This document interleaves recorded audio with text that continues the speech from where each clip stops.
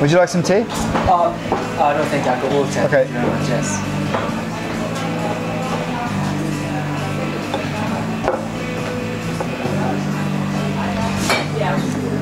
Right, so I'm here with Scott in London.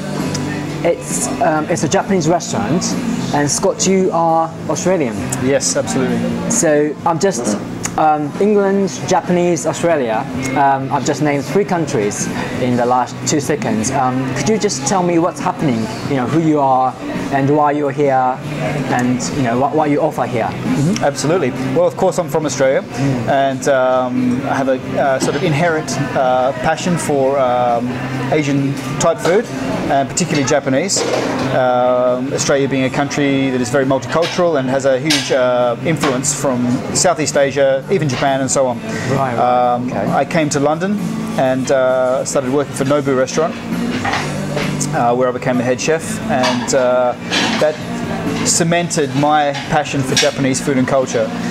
So consequently, I ended up going to Japan a few times. Oh, right. Okay. And my real passion is based around the izakaya.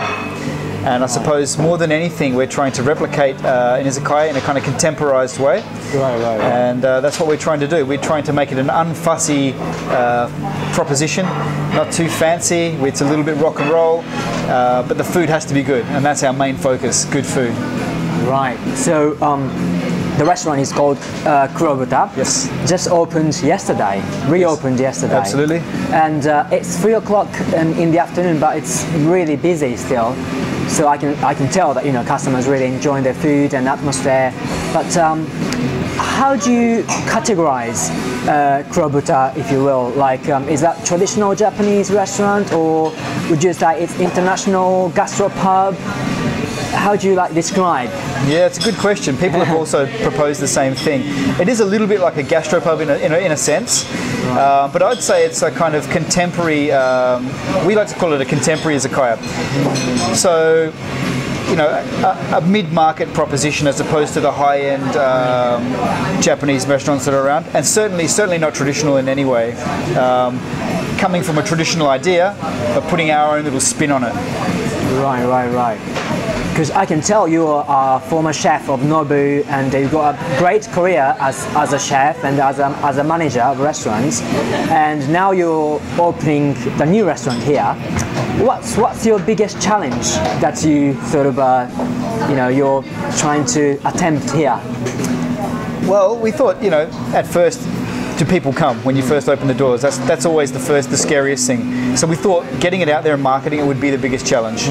But as it happens, almost overnight we started gaining a really loyal following. So our biggest challenge was sort of washed away immediately. I think we just put our heads down and did what we loved. And that came out on the plate, it came out in the environment of the restaurant, and it was a very natural, organic proposition. We didn't try too hard. So our biggest fear was sort of washed away when we just concentrated on what we loved. Okay. The last question. So, so people who've never been to Kurobuta, what would you recommend to have, you know, for a newcomer? Sure. Well, naturally you have to have the pork belly, which is actually from the Kurobuta pig, or the Berkshire pig.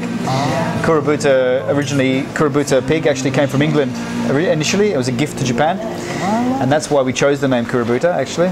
Right. It was a diplomatic gift to Japan, and Japan, of course, as far as I can see, improved that animal, and it's now a very famous meat in Japan. Yes. So we chose that name to sort of, it has a tie with England.